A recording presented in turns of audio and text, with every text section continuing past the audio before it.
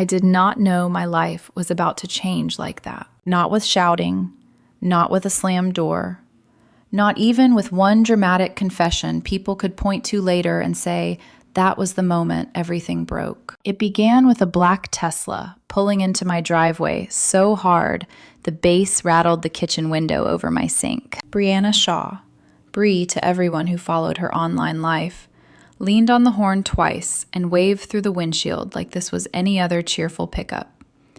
My husband Liam came down the stairs already holding his bag, dressed too carefully for a simple work retreat. His shirt was crisp. His hair was still damp from the shower. He smelled like the cologne he only used when he wanted to impress people who were not me. "That's my ride," he said. He paused at the front door, and for one foolish second, I thought he might turn around and say something honest, something human, something that would explain why he had been smiling at his phone for weeks, why he had started protecting that screen from my eyes like it held state secrets. Instead, he gave me that polished little smile he used on clients and strangers. "Don't wait up."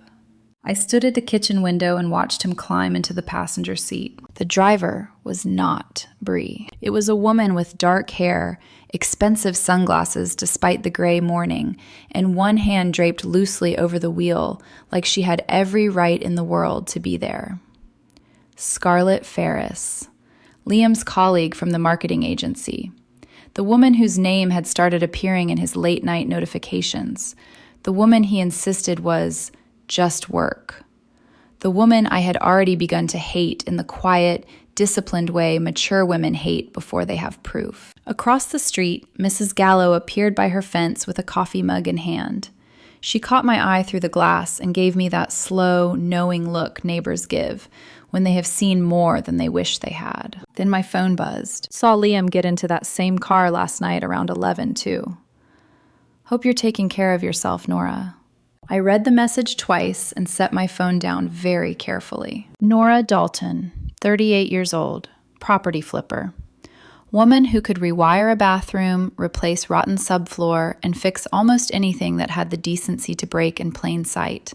But betrayal was messier than plumbing, slicker than faulty wiring, harder to repair once it got behind the walls. Then I saw it. Liam had left his work iPad on the counter, still logged in. And before the coffee in my hand even went cold, I found the resort booking, the hidden location trail heading north, and the deleted photos that told me my marriage had already been set on fire long before I smelled smoke. My name is Nora Dalton, and before all of this, I had built my life around work that made sense to me. I bought neglected houses, studied what they needed, and brought them back to life with my own hands and a crew I trusted when the job got too big for one woman. Old colonials with sagging porches, split levels with mold behind the drywall, quiet little homes people had given up on because they looked too damaged to save. I understood ruined things better than I ever wanted to admit. At 38, I had the kind of strength people noticed only after watching me lift something they assumed I could not carry. I was not glamorous. My nails were never perfect. There was usually dust on my jeans and a pencil behind my ear. But I was steady, capable. The sort of woman people called when they wanted problems solved instead of discussed to death. Liam used to say that was what he loved about me. We met 13 years ago at a fundraising mixer for a neighborhood redevelopment project. I had shown up because I was trying to network with local investors. He was there because his agency handled branding for one of the sponsors. He looked out of place in the best possible way. Well-dressed, charming, easy with people, the kind of man who could make strangers laugh within 30 seconds and remember all their names by the end of the night. He came over while I was standing by a display board of renovation plans and said, "You look like the only honest person in this room." I laughed. "That's either a compliment or an insult." "Both," he said, smiling. "Can I buy you a drink?" Back then, his attention felt warm, curious, intentional. He asked questions and actually listened to the answers. Not just what I did, but why I did it. Why I preferred old houses. Why I liked working with my hands. Why I never seemed embarrassed by the fact that my world smelled like sawdust instead of perfume. He said I made him feel grounded. For a long time, I believed him. The first years were good in the way ordinary happiness is good. We rented a small place with drafty windows and a kitchen so narrow we kept bumping into each other while cooking. He would come home from the agency full of stories about impossible clients and ridiculous campaigns. I would come home sore, dusty, and hungry, and he would kiss my temple like he was proud of every tired inch of me. When we got married, it was simple. No luxury venue, no dramatic grand entrance. Just a late spring afternoon, a small crowd, and Liam sliding a ring onto my finger with hands that trembled a little. "I know you don't need saving," he whispered, "but I'd like to spend my life standing beside you anyway." I loved him for that sentence more than I loved him for the ring. The trouble did not begin loudly. It never does. At first, it was ambition. Liam wanted more. Better clients, better circles, better clothes, better restaurants, better stories to tell at parties where everyone talked like they were pitching their lives instead of living them. I supported him. God, I supported him. I listened when he was stressed, helped him rehearse presentations, smiled through agency dinners where women in expensive heels looked me over like I was a contractor someone had forgotten to ask to leave. I told myself marriage meant growing alongside each other, even when one person was changing faster than the other. Still, there were signs, little ones. He started correcting the way I spoke in front of his coworkers, always lightly, always with a laugh. He began introducing me less as the woman who ran her own business, and more as, "My wife, she works in real estate renovation," as if the words property investor or builder might embarrass him. His mother liked me well enough in the beginning, but only in the careful way some women approve of a daughter-in-law they consider temporary. She thought I was too blunt, too practical, too rough around the edges. Over time, Liam stopped defending me when she made comments about my clothes, my work, my schedule, my lack of polish. "Nora doesn't really care about those things," he would say. And every time he said it, what I heard was, "Nora is not one of us." There were evenings when I would catch him studying me with an expression I could not quite name. Not resentment, not boredom exactly, something colder than both.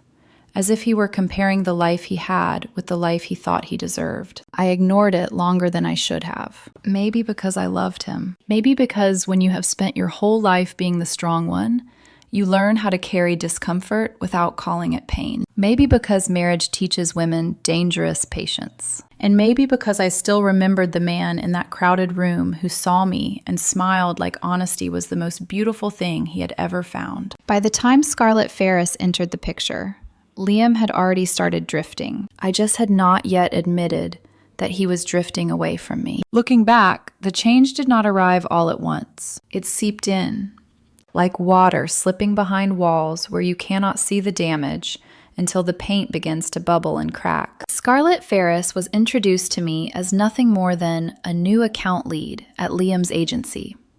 He mentioned her casually the first time, over dinner, while scrolling through his phone. "She's sharp," he said, "knows how to handle high-end clients. Finally, someone who actually gets the pace we need." I remember nodding, not thinking much of it. People came and went in his world all the time.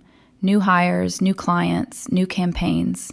It was part of the rhythm I had grown used to. But then her name kept coming up. At first, it was professional. Scarlett suggested this strategy. Scarlett closed that deal. Scarlett stayed late with me to fix a mess the junior team made. Then it shifted. Scarlett says we should all do a retreat next quarter. Scarlett knows this amazing place upstate. Scarlett has great taste in restaurants. The way he said her name began to change too. Softer. More familiar. As if he were already speaking to her, even when he was speaking to me. I noticed the late nights first. Liam had always worked hard, but this was different. It was not just staying late. It was the way he carried those hours home with him. His phone face down on the table, then suddenly face up when he thought I was not looking. Quick smiles that disappeared when I entered the room. Messages typed with his body angled away from mine. One night, I asked, as casually as I could manage, "Who keeps you that entertained at midnight?" He did not even look up. Work group chat. You wouldn't understand. It's all campaign stuff. I let it go. Not because I believed him, but because I was not ready to challenge what I was starting to suspect. His wardrobe changed next. New shirts, better cuts, shoes that cost more than anything he used to wear. He said it was necessary. Image mattered more now. Clients expected it. I did not argue. It made sense in his world, but there was something performative about it. Like he was dressing for someone specific, someone whose opinion mattered more than mine. Then came Bree. Brianna Shaw had always been around, orbiting Liam's social circle like a bright, noisy satellite. She was older than most of his colleagues, but acted younger than all of them, documenting everything for her followers. Every meal, every drink, every laugh was content. She and Scarlett became close quickly, too quickly. Girls' nights turned into team bonding. Casual dinners turned into weekends away. Photos appeared online, carefully framed, always flattering, of Liam in the background, never quite the focus, but always there. When I asked about it, he smiled. "You're overthinking it, Nora. It's just work culture, networking. You don't really do that in your field." That sentence stayed with me. You don't really do that. As if my world was smaller, simpler, less valid. As if the kind of work that left my hands calloused also made me incapable of understanding human behavior. There were moments, small, sharp moments, that should have been enough. The night he came home smelling like a perfume I did not own. The way he flinched, not visibly, but subtly, when I reached for his phone. The way conversations between us began to feel like obligations instead of connections. One evening, I tried to reach him. "Liam," I said quietly, standing in the doorway of our living room while he typed on his laptop. "Are we okay?" He sighed, not angrily, but with a kind of tired impatience. "Why wouldn't we be?" "I don't know," I admitted. "You just feel far away lately." He finally looked at me then, and the expression in his eyes was not guilt. It was something worse. Detachment. "You're imagining things," he said. "I'm just busy. Not everything is about us. Not everything is about us." That was the first time I felt it clearly, that I had already been moved to the side of my own marriage. That whatever was happening with Scarlett, whether emotional or physical or something in between, had already begun to replace me in ways that words alone could not explain. Still, I did nothing. I went back to work the next day, focused on a property on Elm Street that needed new wiring and a complete bathroom overhaul.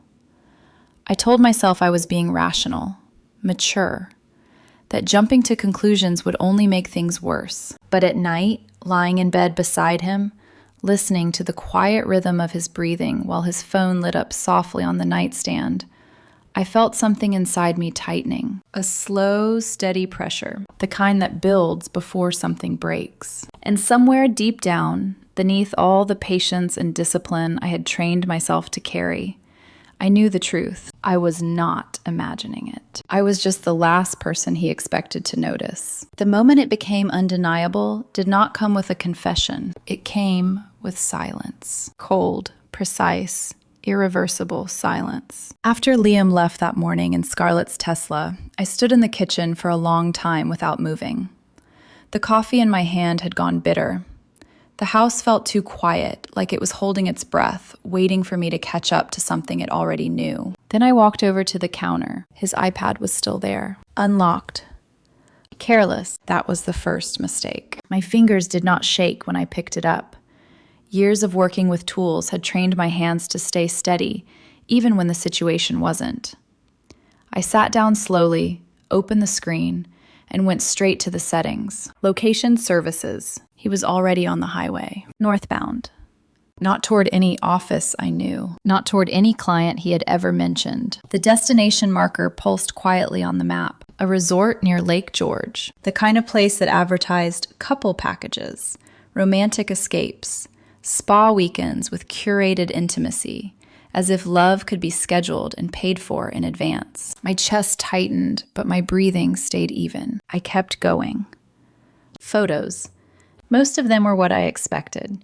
Coffee cups arranged like still life paintings, smiling selfies, carefully filtered sunsets.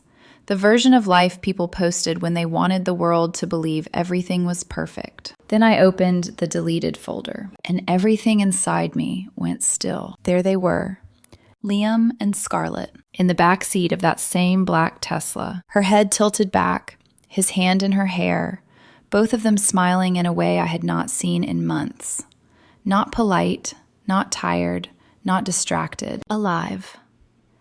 Young, reckless, like two people who believed they had found something new instead of destroying something real. The timestamp read last Tuesday. The same Tuesday he told me he would be working late on the Morrison account. My fingers hovered over the screen for a second. Then I saved everything. Every photo, every detail, every piece of evidence he had been careless enough to leave behind. I closed the apps, cleared the history, and placed the iPad exactly where he had left it. Then I sat there, not crying, not screaming, just listening to the sound of my own heartbeat as it slowed back into something controlled. 15 years. 15 years of marriage reduced to a hidden folder labeled recently deleted. I stood up and walked out to the garage. The familiar smell of wood, oil, and metal wrapped around me like something honest, something that did not pretend to be what it wasn't. My workshop had always been the one place where everything followed rules, where cause led to effect, where damage could be traced, understood, repaired. I needed that. Because what I had just seen could not be repaired, only understood and responded to. I moved through the space slowly, selecting tools out of habit more than necessity. My hands brushed over surfaces I had built, fixed, restored. Every motion grounded me, anchored me to something real, while my mind replayed the images I could not unsee. His hand in her hair, her smile, the ease between them. It was not an accident. It was not a mistake. It was a choice, repeated, comfortable, planned. By the time I went back inside, the woman I had been that morning was gone, not broken, not shattered, just recalibrated. Sunday evening, they came back. I heard the car before I saw it, the same low hum of the Tesla pulling into the driveway, but this time there was no music, no laughter, just the dull sound of doors opening and closing too slowly. Liam stumbled through the front door first. His face was pale, almost gray, his shirt wrinkled, his hair out of place. Scarlett followed behind him, one hand pressed to her stomach, her composure cracked in a way I had not thought possible. "Rough trip?" I asked from the living room, not looking up from the newspaper in my hands. My voice sounded calm, even to me. "Food poisoning," Liam muttered, already moving toward the stairs. "Something we ate at the hotel." The hotel. He said it without thinking, without realizing he had just confirmed everything I already knew. "Both of you?" I asked lightly. "What are the odds?" Scarlett glanced at me sharply. Suspicion. Fear. But another wave of nausea hit her, and she rushed after him without another word. For the next few hours, they took turns in the guest bathroom, groaning, cursing, flushing. I made myself a sandwich, turned on the television, watched a game I barely registered. Every so often, I called up the stairs. "Do you need anything? Ginger ale? Crackers?" The concerned wife. It came easily. 15 years of practice. Around midnight, Scarlett finally left. Liam collapsed into bed, too exhausted to think, too sick to remember the one thing that might have saved him a little time. He had not logged out. I returned to the kitchen, picked up the iPad again, and this time I went deeper. Messages. 4 months. Late-night conversations that blurred the line between work and something far more intimate. Hotel confirmations. Receipts charged to a credit card I had never seen. Photos from dinners I had never been invited to. Then I found it. A voice recording. I pressed play. Liam's voice came through first, slightly slurred, softened by alcohol. "She has no idea," he said, laughing quietly. "Nora still thinks I'm working late. She just stays in her little world, fixing houses, drinking beer, watching TV, completely oblivious." My hand tightened around the edge of the counter. Scarlett's voice followed. Smooth, confident. Does she suspect anything? Please, Liam said. Nora barely knows how to use half this tech. She's not exactly the investigative type. A pause. Then Scarlett again. And when we make this official? Another laugh. Nora won't fight. She knows when she's outmatched. Besides, what's she going to do? She works with her hands. I have connections. You have a career. Any lawyer would side with us. I stopped the recording. I did not need to hear the rest. The affair was one thing. This was something else. This was contempt.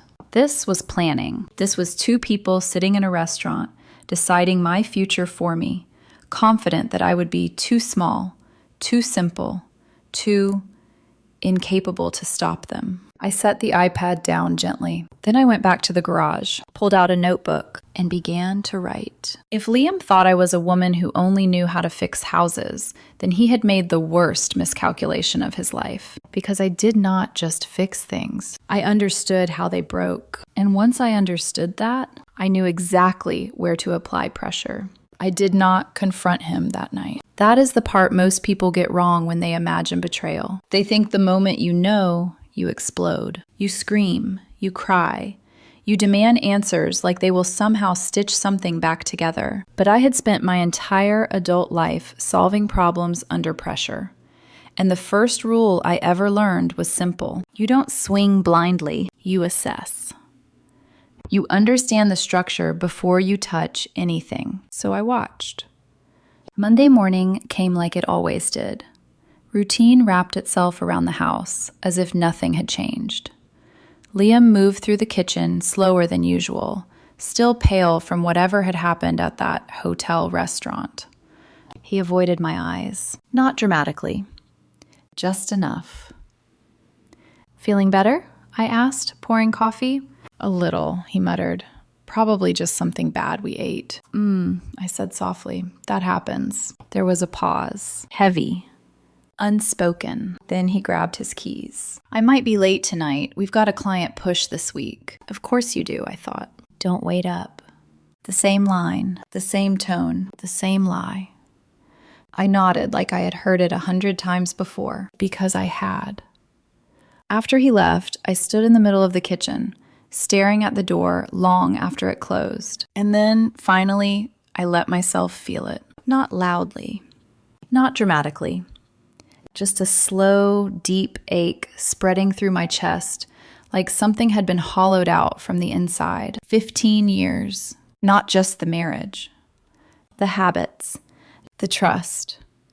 The quiet, invisible threads that had once made this house feel like home. I leaned against the counter and closed my eyes. What did I miss? That question came first. Not anger. Not revenge. Responsibility. Had I been too focused on work? Too comfortable?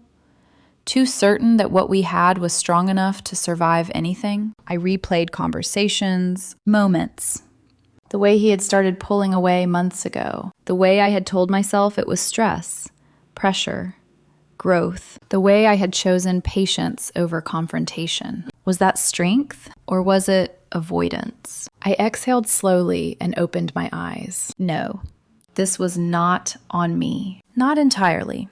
Love does not protect you from someone else's choices. It just makes those choices hurt more when they happen. By noon, I was in my truck heading toward the rail yard. Eddie worked security there. She had been my closest friend since high school, the kind of person who had seen every version of me and never flinched. Broad-shouldered, sharp-eyed, and impossible to intimidate, Eddie was the closest thing I had to family outside of Liam. The bar was nearly empty at that hour. Dim light, quiet music, the smell of coffee instead of alcohol. Eddie looked up the second I walked in. "Nora," she said, already reaching for a mug, "you don't come here this early unless something's wrong." "Define wrong," I said, sliding onto the stool. She didn't smile. That was when I knew she understood the tone. "What happened?" I didn't answer right away. Instead, I pulled out my phone, opened one of the photos, and turned the screen toward her. Eddie stared at it for a long second, then another. Her jaw tightened. "Tell me that's not Liam." "It is. And that's Scarlett." Silence settled between us. Heavy. Controlled. How long? She asked finally. 4 months, maybe more. Eddie leaned back, exhaling slowly through her nose. Jesus, Nora. I wrapped my hands around the coffee she had set in front of me. I found everything. Messages, photos, plans. Plans? They're talking about making it official, leaving, starting something together. Eddie's expression darkened. You talked to a lawyer yet? I shook my head. Not yet. Then what are you doing here? I met her eyes. And for the first time since that morning, something sharper than pain surfaced. Clarity. This isn't just about divorce, I said quietly. Eddie studied me, long enough to recognize the shift. I know that look, she said. You're thinking something. I'm thinking, I replied slowly, that my husband believes I'm too small to fight back. That sounds like him lately, Eddie muttered. I'm thinking his girlfriend believes she's smarter than me. That definitely sounds like her. And I'm thinking, I continued, my voice steady, that both of them made the same mistake. Eddie leaned forward. What mistake? I took a sip of coffee, let the bitterness settle, underestimating me. She held my gaze for a moment longer, then sighed. Nora, whatever you're planning, think it through. I always do. This isn't a broken sink or a bad foundation, she said. This is people. Messy ones. I know. And if you go too far, I won't. I cut in gently. That was the truth. I wasn't angry in a reckless way. I wasn't looking to destroy everything in sight. I just wanted something very specific for them to understand. Not through words, not through arguments, but through consequences. Real ones. The kind that settle into your bones and stay there long after the moment passes. Eddie watched me carefully, then nodded once. All right, she said. But you don't do this alone. I'm not planning to. I stood up, leaving a few bills on the counter. As I walked toward the door, she called after me, Nora. I paused. Yeah? Make sure whatever you do, you can live with it after. I didn't answer right away, because that was the question, wasn't it? Not what he had done, not what I had discovered, but who I was going to become next. I stepped outside into the cold air, the sunlight sharp against my eyes. And for the first time since everything began to unravel, I knew one thing with absolute certainty. I wasn't going to break. I was going to respond, and I was going to do it in a way they would never forget. Once I decided not to confront him immediately, everything became sharper, clearer, like my world had shifted into a higher resolution where nothing could hide behind excuses anymore. I stopped reacting. I started observing. Tuesday afternoon, I drove past Scarlett's apartment complex, Northgate Commons, modern, expensive, the kind of place that advertised luxury living, but really sold the illusion of success to people desperate to be seen as more than they were. Her Tesla sat in spot 23B, clean, polished, untouched by the reality she thought she had escaped. I parked across the street and waited, not impatiently, just still. At 5:47 p.m., she walked out. Gym clothes, sunglasses, phone in hand, moving like the world belonged to her, confident, untouchable. I let her get a full block ahead before I stepped out of my truck. Every movement after that was deliberate, precise, not emotional. I wasn't interested in childish damage. I wasn't interested in rage.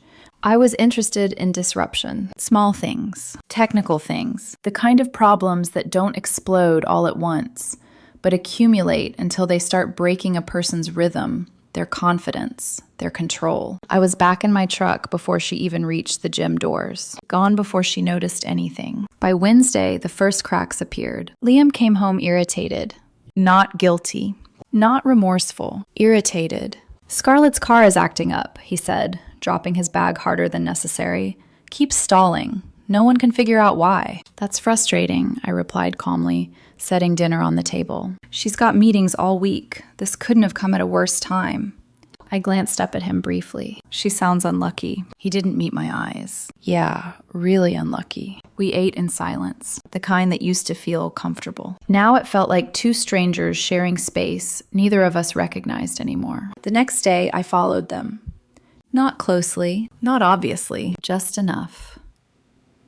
They met at a bistro downtown, one of those places where everything was plated beautifully and tasted like nothing.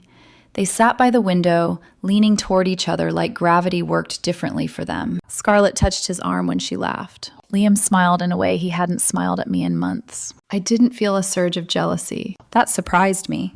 What I felt was distance, like I was watching a version of my life that no longer belonged to me. I took photos, not out of desperation, out of documentation. Time, place, pattern. Then I drove to Liam's office. The receptionist, Amanda, greeted me with that same warm smile she always had. "Nora, hi! Liam's not in right now. He's out with a client." "I know," I said gently. "I just wanted to drop something off." I held up a small gift bag. "Our anniversary's next week. I thought I'd surprise him." Her face lit up. "That's so sweet. Do you happen to have Scarlett's extension?" I asked casually. I wanted to coordinate timing so she can keep him busy when the delivery arrives. Amanda didn't hesitate. People rarely do when they think they're helping love. Within minutes, I had everything I needed. Phone number, email, schedule. As I walked out of that office, I realized something important. People reveal more when they feel safe. And Liam had built his entire new life on the assumption that I was not paying attention. That assumption was about to cost him. That evening, I sat in my workshop with my phone in my hand. A burner. Simple. Untraceable. I dialed Scarlett's number. She picked up on the third ring. "Scarlett Ferris." "Miss Ferris," I said evenly, my voice calm, professional, unfamiliar even to myself. "This is Detective Elena Ward with City Police. We've had reports of repeated vehicle interference in your area. Your car has been flagged as a potential target." A pause, then tension. "What? Yes, my car has been having issues. We'd like you to come in tomorrow morning to file a report," I continued. "And Miss Ferris, I would advise avoiding isolated parking areas for the next few days." Her voice dropped. "Do you think someone is watching me?" Another pause. "Deliberate this time. We're still investigating." I hung up before she could ask more. And just like that, I had shifted something inside her. Fear. Uncertainty. The beginning of doubt. By Thursday, the pressure started to build. Her car still unreliable. Meetings disrupted. Now the idea, small but persistent, that someone might be paying attention to her movements, to her routines, to her life. Liam felt it too. I could see it in the way he checked the driveway before getting out of the car, the way he started locking his phone again, the way conversations between them grew tighter, shorter, more controlled. That easy, reckless energy they had before, it was fading. Good.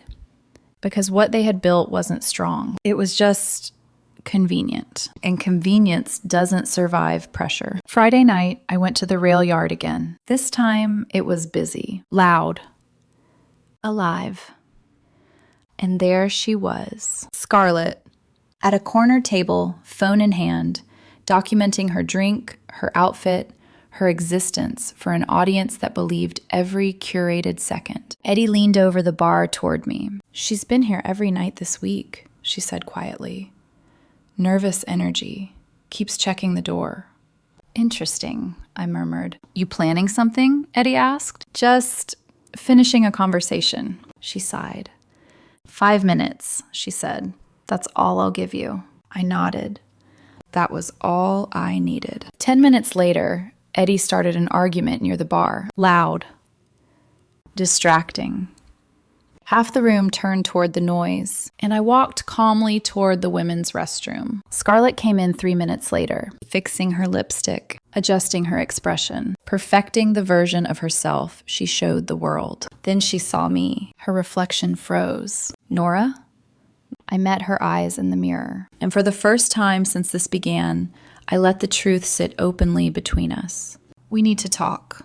Her confidence flickered. "Just for a second. What are you doing here?" "Having a conversation," I said softly.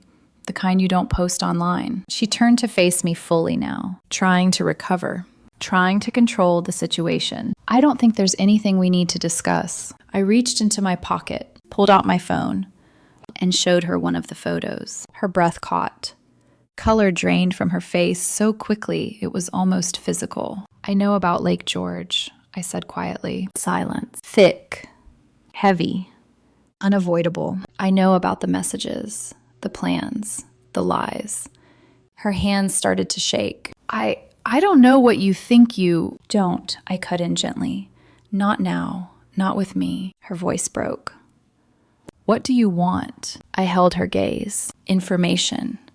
She stared at me, cornered, and for the first time, truly afraid. "How long?" I asked. A pause. Then, 6 months. The number landed between us like something final. "And the plan?" She swallowed hard. He wants to move. New position, better pay. He asked me to come with him." My chest tightened, but my face stayed calm. "When?" "Next month." Next month. He had already decided, already built a future, already removed me from it. "And me?" I asked quietly. "What was the plan for me?" Her eyes dropped. "He said you'd understand." I let out a breath that felt like it came from somewhere deeper than my lungs. Of course he did. Of course he believed that. Because understanding had always been my role. Patience. Tolerance. Strength. All the things that made me easy to stand beside. And easy to leave. I stepped back, giving her space, but not releasing her. "Listen carefully," I said. Her eyes snapped back to mine. "I'm not the woman you think I am." Her lips parted slightly, confused, terrified. "And whatever you think is about to happen," I continued, my voice steady, controlled, final, "you're not prepared for it." I turned and walked out, leaving her standing there, staring at her reflection. No longer perfect, no longer untouchable, just human. And very, very exposed. That night, the house felt different. Not louder, not emptier, just stripped. Like something invisible had been peeled away, leaving only the bare structure behind. Liam came home late again. I heard the door open, the quiet shuffle of his shoes, the careful way he moved, like he was trying not to disturb something fragile. Maybe he thought silence would protect him. Maybe he thought if he acted normal long enough, reality would bend around his lies. I didn't go downstairs. I stayed in the bedroom, sitting on the edge of the bed, my hands resting loosely in my lap, staring at nothing. He paused in the doorway. "Nora?" His voice was softer than usual. "Careful." Testing. "I'm here," I said. He stepped inside, loosening his tie. He looked tired, but not the kind of tired that comes from work. The kind that comes from pressure, from things starting to unravel faster than you can control. "How was your day?" he asked. Such a small question, such a normal one. I looked up at him, and for a second, just a second, I saw the man I had married. The man who used to stand in doorways like that, unsure if he was interrupting me, always a little careful with my space. It hurt more than anything else. "Productive," I said quietly. He nodded, like that was enough, like we were still something that could be described in one-word answers. He went to the bathroom. The shower started. Water hitting tile in a steady rhythm. I sat there and listened, and something inside me shifted. Not outward, not dramatic, just a quiet collapse. Because no matter how strong I was, no matter how controlled, how logical, how careful, I was still a woman who had loved her husband. And in that moment, the reality settled fully into my bones. He had chosen someone else. Not impulsively, not accidentally, deliberately, repeatedly. And he had done it while coming home to me every night, sitting across from me at dinner, lying beside me in this same bed. That was the part that broke something deeper than anger. The intimacy of the betrayal, the closeness, the normalcy. I lay back slowly, staring at the ceiling. My chest felt tight, like there wasn't enough air in the room. I turned my head toward his side of the bed, his pillow, still indented from the night before. For a brief, dangerous moment, a thought crossed my mind. What if I had fought sooner? What if I had confronted him the first time I noticed the change? What if I had demanded more, asked harder questions, refused to accept distance as normal. Would it have made a difference? Would he have stayed? Or would it have just ended sooner? I closed my eyes. No. That path led nowhere useful. You can't compete with someone who has already decided to leave, and you shouldn't have to. The shower stopped. A few minutes later, he came back into the bedroom, hair damp, movement slower now. He hesitated again when he saw me still awake. You're still up. I couldn't sleep. He nodded, like that made sense. He sat on the edge of the bed, not too close. Always not too close now. Nora, things have been stressful lately, he began. There it was. The opening line, the soft setup, the version of honesty that comes right before a carefully constructed lie. I know, I said gently. He glanced at me, surprised. You do? I can feel it, I replied. You've been distant. He exhaled, relieved, grateful, almost, as if I had just made this easier for him. Yeah, he said. Work's been intense, a lot of pressure. New expectations. I watched him as he spoke. The slight tension in his jaw. The way he avoided eye contact just long enough to be noticeable. The practiced tone. He had already decided what story he was going to tell me. I let him finish. I let him build the version of reality he wanted to exist. And then I nodded. I understand, I said. The words felt strange in my mouth. Not because they were false, but because they were no longer for him. They were for me. Understanding didn't mean acceptance anymore. It meant clarity. He smiled slightly, relieved. Thanks, he said. I knew you'd get it. Of course you did, because I always had. Because I had been the steady one, the patient one, the one who made space for his growth, his ambition, his stress, his distance. And now, the one he believed would quietly make space for his exit. He lay down beside me. Not touching. Never touching first anymore. Within minutes, his breathing evened out. Sleep came easily to him. It always had. I stayed awake. Staring into the dark. Listening to the quiet rhythm of a man who no longer belonged to me. And somewhere in that stillness, at the lowest point of everything, the pain settled into something colder. Something steadier. Not forgiveness. Not yet, but not chaos either. It was the kind of clarity that only comes after something inside you breaks cleanly enough that it can no longer be ignored. I wasn't confused anymore. I wasn't hoping anymore. I wasn't waiting anymore. By the time morning came, I understood exactly where I stood, not as his wife.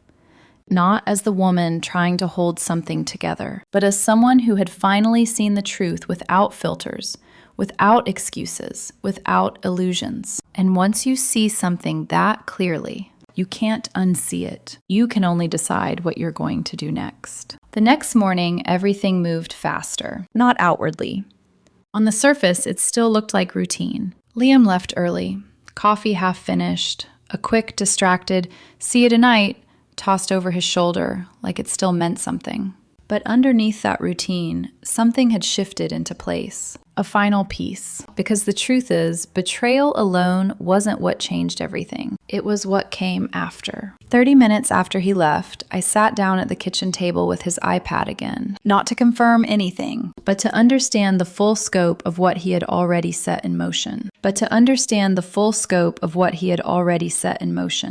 when I found it. An email thread, buried between campaign files and client updates. At first glance, it looked like business. Subject line, expansion strategy, Albany transition. But the deeper I read, the colder my hands became. Scarlett and Liam weren't just planning to move. They were planning to build something together. A new agency, a new life, funded by a business loan application. My eyes scanned faster. Figures, documents, attachments, and then my name, my signature, my house. I froze. Scrolled back, opened the attached file. There it was. A loan application for $150,000. Collateral. The house I had been paying for since before we were married. Ownership. Mine. Signature. Mine. Except it wasn't. It looked like mine, but it wasn't. He had forged it. Not just betrayal, not just lies. Theft. calculated, intentional. My breath slowed. Not faster, slower. Because in that moment, something snapped into perfect alignment inside me. This wasn't about heartbreak anymore. This was about survival. I picked up my phone and made 3 calls. The bank, a lawyer, and the lending company listed in the documents. By noon, I had confirmation. The loan had been approved pending final verification. A call scheduled for the next morning to confirm my consent. I leaned back in my chair and closed my eyes for a moment. So that was the plan. Cheat. Leave. Take my house as the foundation for their new beginning, and trust that I would be too slow, too passive, too understanding to stop it. I let out a quiet breath. No, not this time. That afternoon, I went to the county office, filed paperwork, made copies, started a formal record. Not emotional, not reactive, legal, structured, irreversible. On the way home, I didn't go straight back. Instead, I drove to Scarlett's apartment complex again and waited. At 5:45, she appeared. But this time, she didn't look confident. Her steps were quicker, her shoulders tighter. She checked over her shoulder once before getting into her car. Good. The pressure was working. I followed her, not to confront, to confirm patterns. Then I left, because the real conversation wasn't with her. It was with him. That evening, I didn't wait for him to come to me. I went to the garage, laid out my tools, not because I needed to fix anything, but because that was where I thought best, where everything made sense. I heard his car pull into the driveway, door opening, closing. His footsteps. Then, Nora? His voice echoed slightly in the garage doorway. I didn't turn around immediately, just finished placing one tool back into its drawer. Then another. Slow. Controlled. Finally, I faced him. We need to talk, he said. Of course we do. I studied his face. There was something different now. Not confidence. Not control. Unease. What about? I asked calmly. He hesitated, just for a second, then stepped closer. I feel like something's off between us. I almost smiled. The irony was almost impressive. Do you? I said softly. He frowned slightly. That's not fair. No? I tilted my head. What would be fair, Liam? His jaw tightened. I'm trying to talk to you, and I'm listening. Silence stretched between us. Then he exhaled. There are things happening at work, opportunities, changes. I might need to relocate for a while. There it was.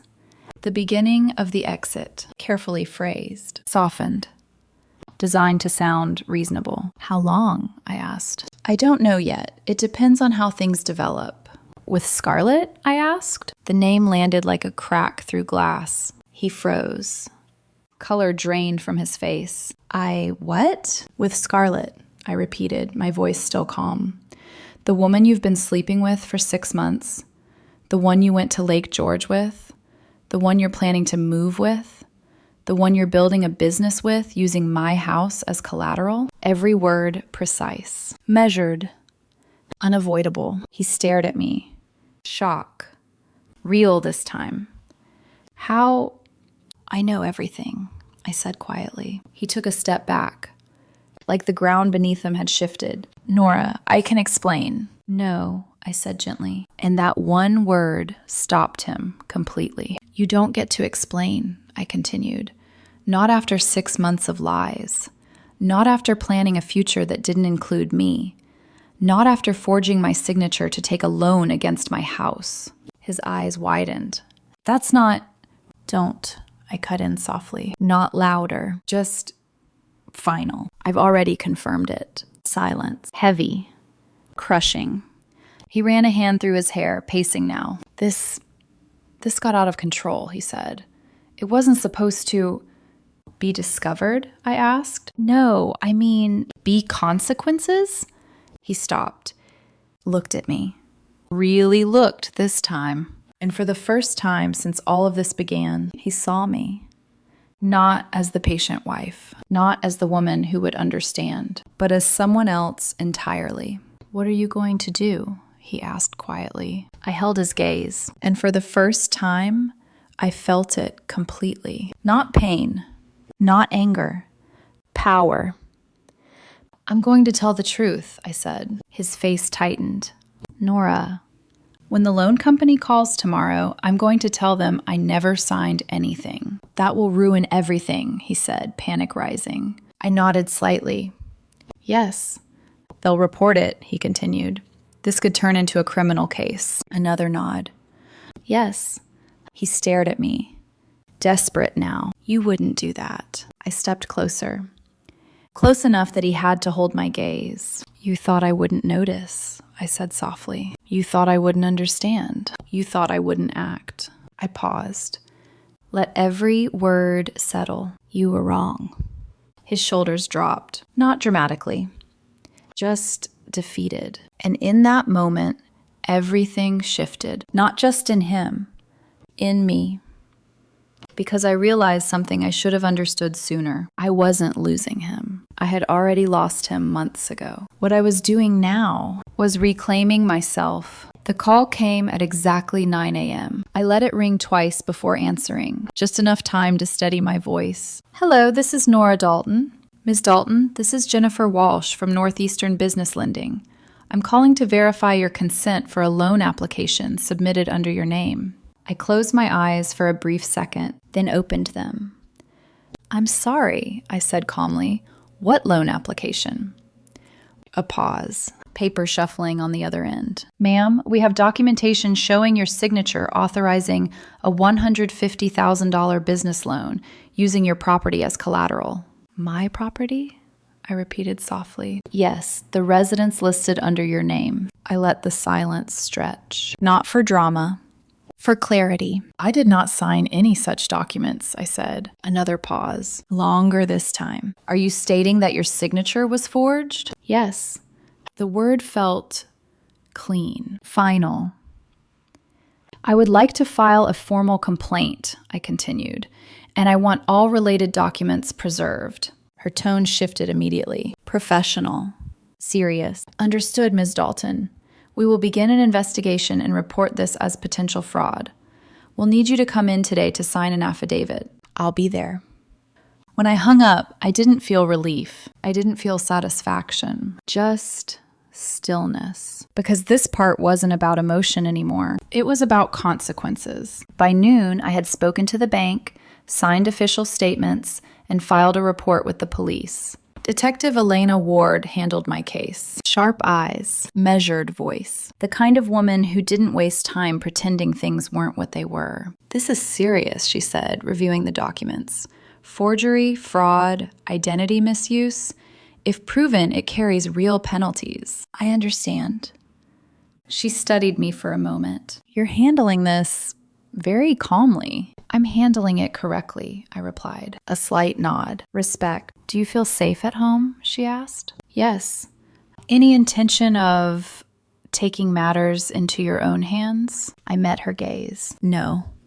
That was the truth. I didn't need to. The system would do what it was built to do. By late afternoon, the first cracks reached Liam. He called, his voice tight, panicked. Nora, did you talk to the loan company? I did. You told them the truth. Silence. Then, you've ruined everything. I leaned back in my chair. No, Liam, I said quietly. You did that yourself. You don't understand, he said, voice rising. This was supposed to be a transition, a fresh start. It would have worked. With stolen money? I asked. With borrowed time? I added. With lies? He didn't answer, because there was no version of this where he looked like anything but exactly what he was. They're going to investigate, he said finally. This could turn into charges. Yes. Nora, please. That word again. Please. It sounded different now. Smaller. I made a mistake, he continued. A bad one. But we can fix this. You don't have to go this far. I let the silence sit between us. Heavy. Unavoidable. You went this far, I said. Quiet. Steady. And now you're asking me to clean it up for you. That's not what It is, I said softly. Another silence. Then his voice dropped. What do you want? There it was. The question people ask when they finally understand they've lost control. I want you to pack your things, I said, and leave. A sharp inhale. You're serious? I've never been more serious in my life. What about the house, the accounts, everything we built? I looked around the kitchen, the space I had paid for, maintained, protected. You mean what I built, I corrected gently. He didn't respond, because we both knew the truth. You'll hear from my lawyer, I continued. Sign the papers when they're ready. And if I don't? I stood up slowly, walked to the window, looked out at the driveway where everything had started to unravel. Then we take it further, I said. Calm, certain, final. He exhaled shakily. This isn't you. I almost smiled. No, I said. It's who I should have been sooner. That evening, he came home. Not confident. Not composed. Just tired. Worn down. He found me in the garage. Of course, that was where I always was when something needed to be finished. Nora, he said quietly. I didn't turn immediately. Just finished placing a tool back in its place. Then I faced him. We need to talk. We already did. He swallowed. The police, they contacted me. I know. They're opening a case. Yes. His eyes searched mine. Looking for something. Mercy.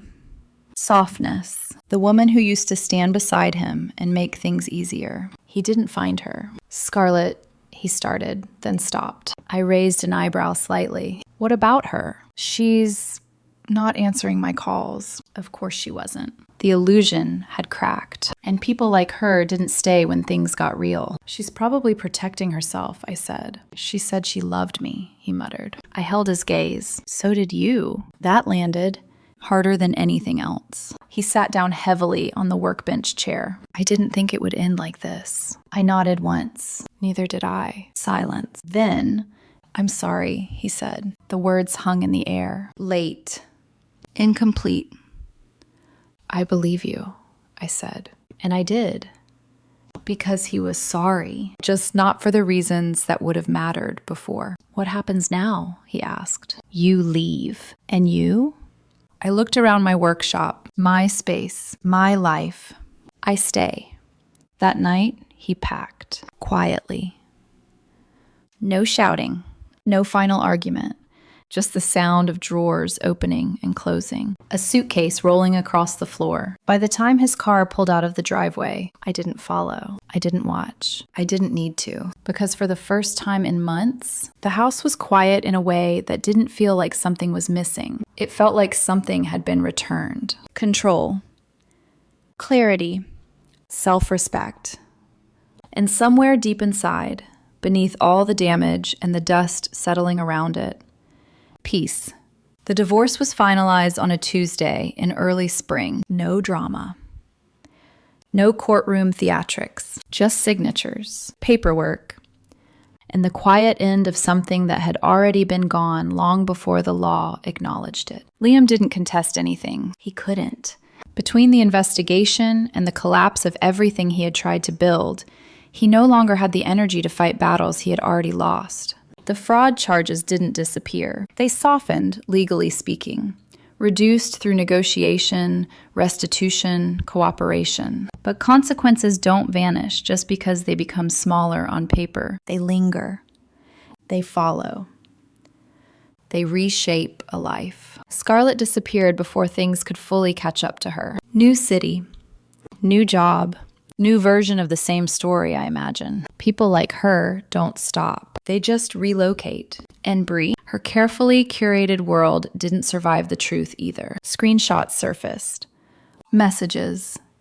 Evidence of what she had helped hide. Turns out, people who build their identity on authenticity don't recover well when authenticity finally shows up uninvited. As for me, I kept the house. Of course I did. I had built it. Maintained it, protected it.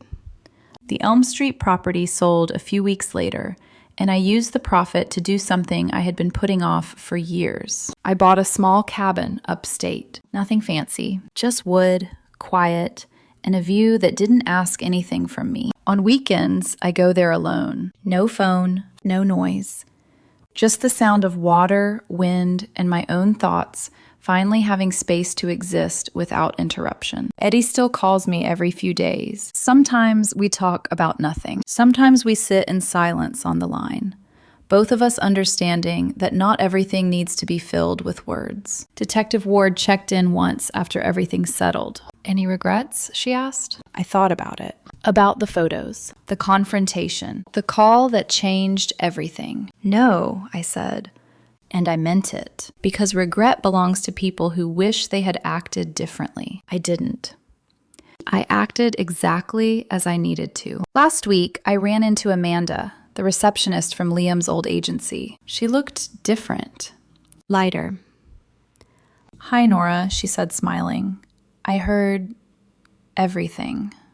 I'm really sorry. I'm not, I replied gently. She blinked, surprised. You're not? I shook my head. No, I learned something. What? I held her gaze for a moment. That love without respect is just delay. She went quiet. Processing. Then nodded slowly. That makes sense. She hesitated. Can I ask you something? Of course. Are you happy? The question settled between us. Simple, but real. I didn't answer right away. Instead, I thought about the past few months, the silence, the rebuilding, the way my life felt now. Quieter, yes, but also clearer, stronger. I am, I said finally. Not the kind of happiness that comes from romance or illusion. Not the kind that depends on someone else choosing me. Something deeper, more stable. The kind that comes from knowing exactly who you are and refusing to be reduced by anyone who fails to see it. Amanda smiled.